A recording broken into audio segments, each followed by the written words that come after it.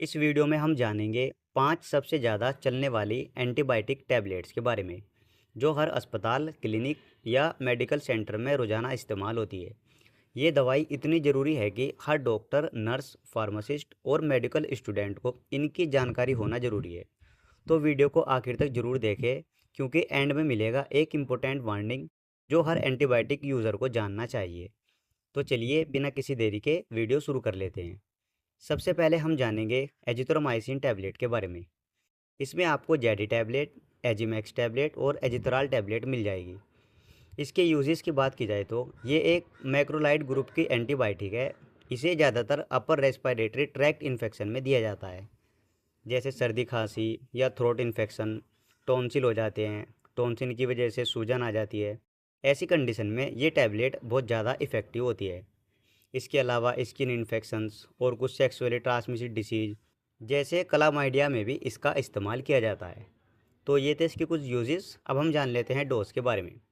आमतौर पर ओडी यानी दिन में एक बार 3 से 5 दिन तक इसे दिया जाता है, और शुरुआत में कुछ मामलों में 500 mg की लोडिंग डोज भी दी जाती है, और बच्चे को वेट के हिसाब से दी जाती है। 10 mg पर केजी के हिसाब से ये बच्चों को दी जाती है। मान लीजिए अगर कोई 10 किलो का बच्चा है, तो 10 इंटू 10 बराबर 100 mg बच्चे को पूरे दिन में 100 mg दे सकते हैं। इस तरीके से ये दवाई बच्चे को दी जाती है।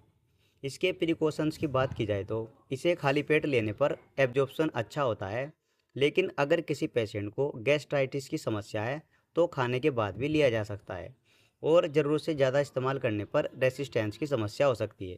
इसलिए डॉक्टर द्वारा ही इस टैबलेट को यूज़ की जाती है। अब हम जानेंगे एमोक्सिलिन प्लस क्लेवुलेनिक एसिड टैबलेट के बारे में।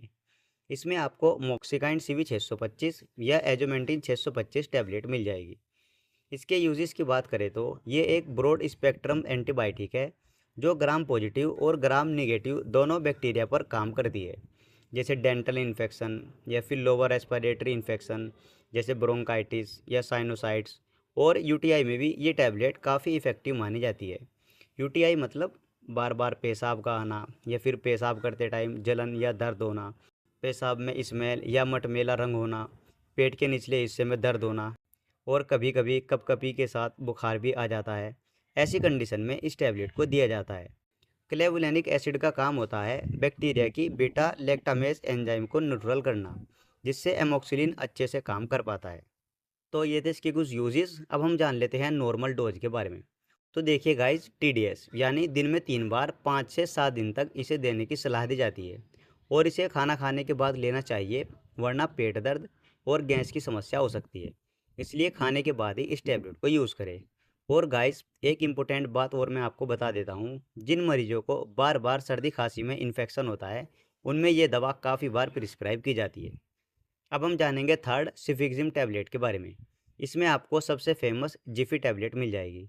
जिफी थर्ड जनरेशन सिफलोस्पिरिन है, यानी एडवांस और मजबूत एंटीबायोटिक मानी जाती है।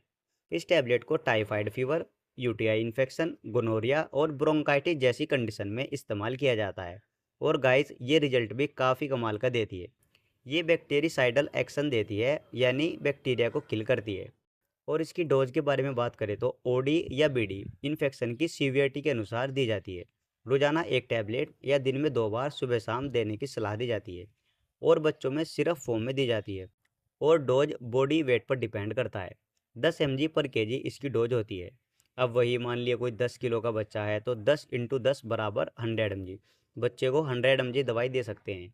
50 mg सुबह और 50 mg शाम इस तरीके से दे सकते हैं। और इसके प्रिकॉशंस की बात की जाए तो इस टैबलेट को लंबे समय तक इस्तेमाल करने पर गट फ्लोरा अफेक्ट हो सकता है, इसलिए दस्त या फंगल इन्फेक्शन का खतरा होता है। और टाइफाइड फीवर में खासकर 5 से 7 दिन या 10 दिन तक इस दवा को देते हैं। अब हम जानेंगे डॉक्सीसाइक्लिन कैप्सूल के बारे में। इसमें आपको मिनी साइक्लिन कैप्सूल मिल जाएगा। ये टेट्रासाइक्लिन ग्रुप के एंटीबायोटिक है। इसके यूजेस की बात करें तो एक्ने के इलाज में सबसे ज़्यादा यूज़ होता है, खासकर यंग मरीजों में। इसके अलावा मलेरिया, प्रोफाइलैक्सिस, आई इन्फेक्शन जैसे ट्रोगोमा और लेप्टोस्पायरोसिस जैसी ट्रॉपिकल डिसीज में भी इसका इस्तेमाल होता है। इसकी डोज की बात करें तो ओडी या बीडी इन्फेक्शन के टाइप के हिसाब से दी जाती है। और गाइस, इस कैप्सूल को खाना खाने के बाद लेना चाहिए ताकि पेट पर कम असर पड़े। मिनिमम 5 दिन, और एक्ने जैसे क्रोनिक कंडीशन में हफ्तों तक दिया जाता है।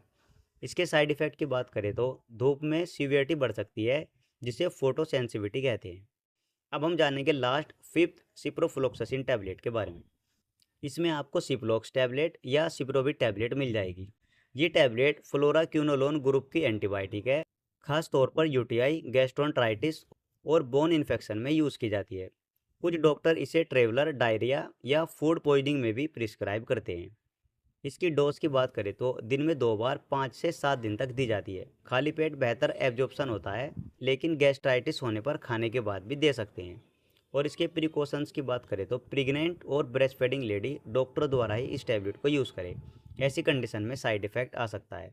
और बच्चों में भी डॉक्टर द्वारा इस टैबलेट को दी जाती है। और गाइस, लास्ट में मैं आपको वार्निंग के साथ बता देता हूँ, एंटीबायोटिक कभी भी बिना डॉक्टर की सलाह के नहीं लेनी चाहिए। अधूरा कोर्स लेने से या बार बार सेल्फ मेडिकेशन करने से बॉडी में रेसिस्टेंस डेवलप हो जाता है, जिससे आगे चलकर छोटा इन्फेक्शन भी बड़ा परेशानी बन सकती है। इसलिए डॉक्टर द्वारा ही एंटीबायोटिक को दिया जाता है।